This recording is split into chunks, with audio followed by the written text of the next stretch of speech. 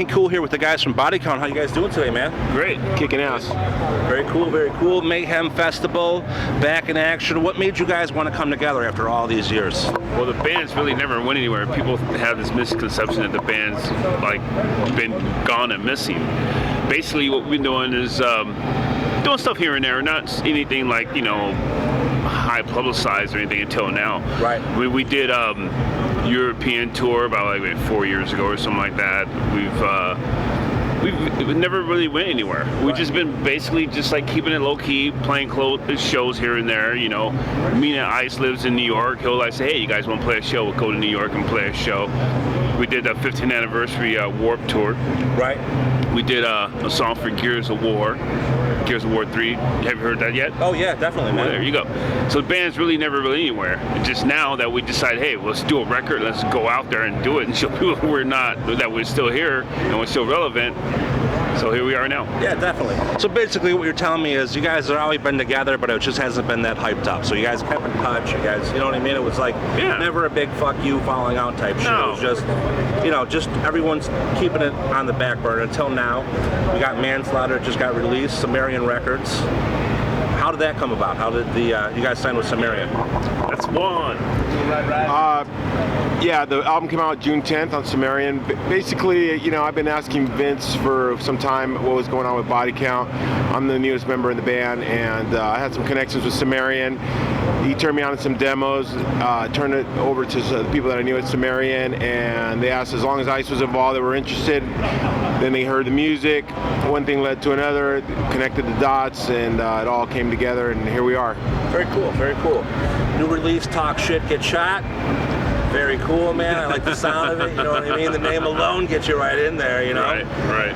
I mean, it's got to be something to be such a controversial event. Like, you know what I mean? I mean, like fucking Cop Killer, dude. It was out there. Everyone was just like, oh, coming down on you, getting hard. I mean, I don't know. I understand you're new. I don't know how many people was here for the show in Italy when there was like chaos. Right. Were you there for that? Or? No. Okay. I heard all about it. All right. So I hear all the stories. Right. So I mean, it's a different time now. You know what I mean? Like coming back with the shit. I understand. Like, how do you think with Ice-T being on Law and Order all this time? How do you think Detective Finn would take to take the Cop Killer? It's still the same. I don't think he's not changed.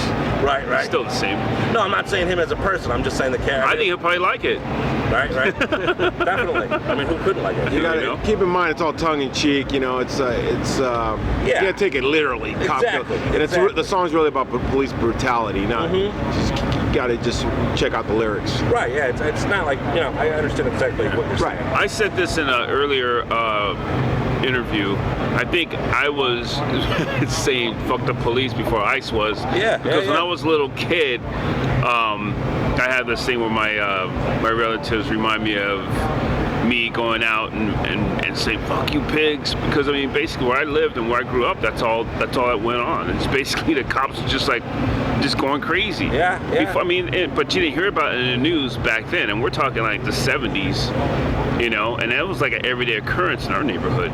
Right. You know, so it was until like the 80s, until in the 90s, until like there's music where people are actually listening to it, people are actually talking about it, rather than other stuff like, I don't know, cheating on your girl and sorry baby and all that other stuff and brick house and all that kind of stuff. Nobody sung about that kind of stuff until like now, where people are actually speaking their mind about what's going on in the world. Right, definitely. I mean, you got to think, if that song got released now, you know what I mean? I don't think it would get half the shit that it got back in the day. I mean, so many people say fucking crazy shit every day. Like, you know what I mean? I mean, Bob Marley's saying, I shot the sheriff. Yeah, for sure.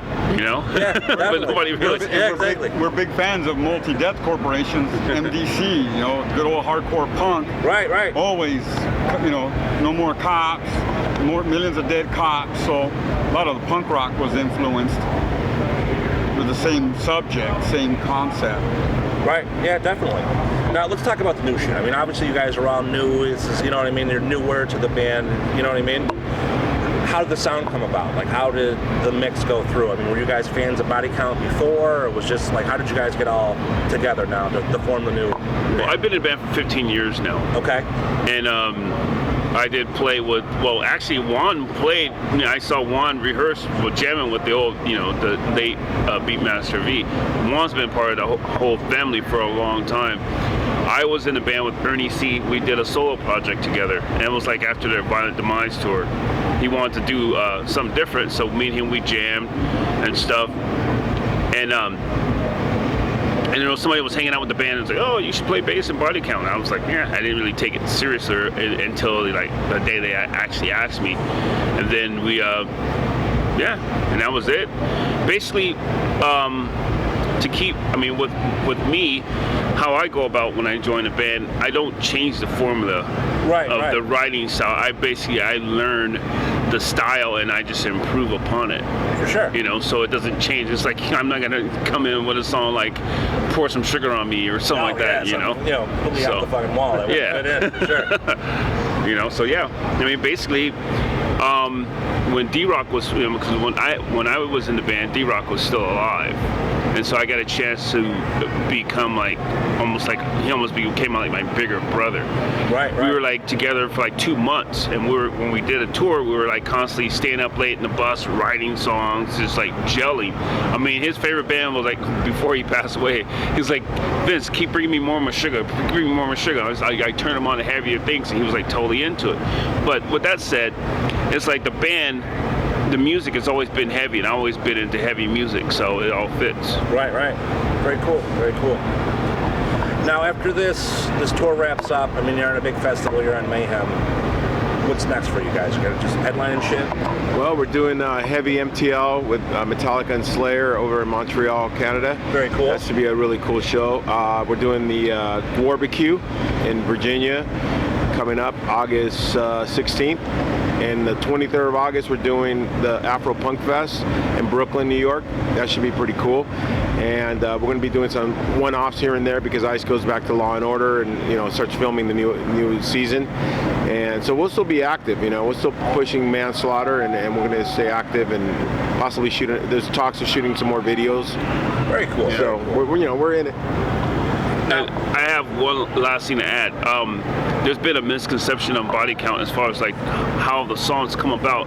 Basically, Ice will have an idea in his head. He would go say, hey, because if he could play guitar, he would play the guitar. Right. Because he does hum out the parts.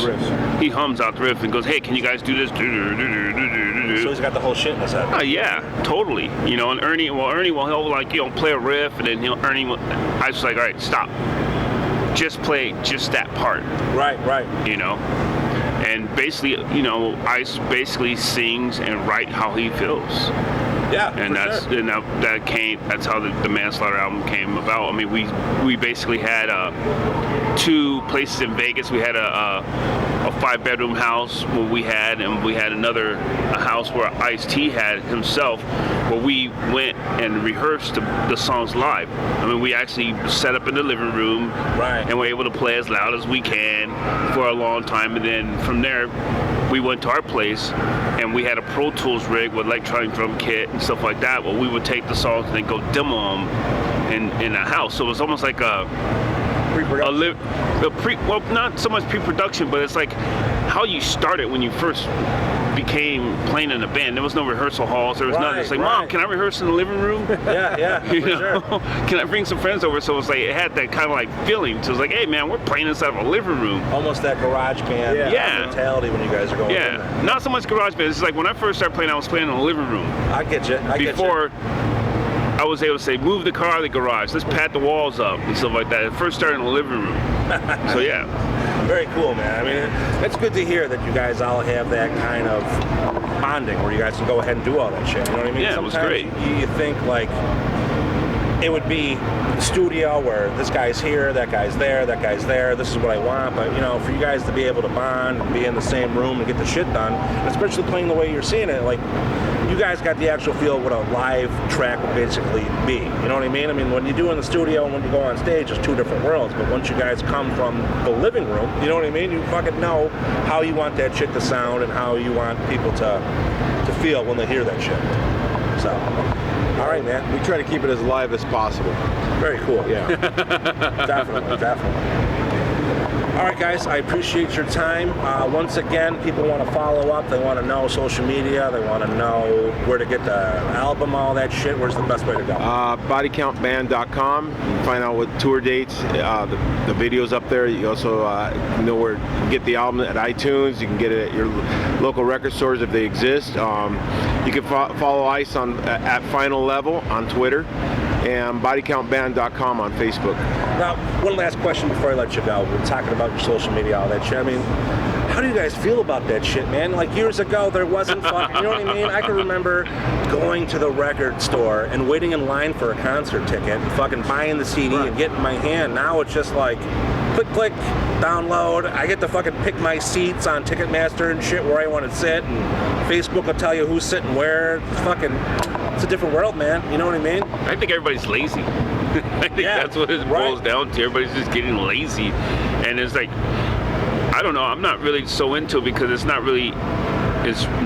real interaction. No, not at all. You know, man. it's like, not at all. Hey, you're my friend. Oh, okay, I guess I'm your friend. Right. Rather you had to go like hang out with the person and whatever, become their friends or whatever. Not only that, dude, I mean, like, it's so fucking different where these people aren't near you, so they can say whatever the fuck they want. You know what I mean? There's so many people with like internet balls that'll be like, oh, fucking, I heard this track. Fuck you guys. I was just playing fucking this video game and I heard the song and then I just, you know what I mean? There's a lot of haters out there for sure. But the thing is, every one of those assholes that took the time to say fuck you took the time to say fuck you. You know what I mean? They but it's like, everybody's giving a voice and it's like, it ain't the for same. a wrong reason. It ain't what it used to be. Yeah. Right. Well, I mean, how me and Oscar met, we were pen pals. Okay. We'd trade demos and, you know, live concerts and stuff like that. And that's how we became friends. We'd go see each other at a show. Hey, you going to this show? Hey, you going to this show? Yep. And then when we were at the shows, we were actually passing out flyers to other shows and stuff like that. It was more interaction. This is all from the early 80s. Like, we've here three have known each other for about 30 years. Okay. I work as their tech and stage manager. Juan with Agent Steel. Vince with any bands he's been in. So we've always been interactive on other stuff. And that, like you said, back then, pen paling, tape trading. Right. And then you're hanging out at gigs, and then eventually it just evolves into just a brotherhood friendship, and you just keep working at it to build stuff. And here we are, you know, 30 years later, and we're still out there doing something we're passionate about. Yeah, man. Now it's way before the internet. It's beyond the internet. I mean, it's like we already had friends worldwide before internet because of pen paling, tape trading, buying each other's magazines and T-shirts as kids, and just growing up.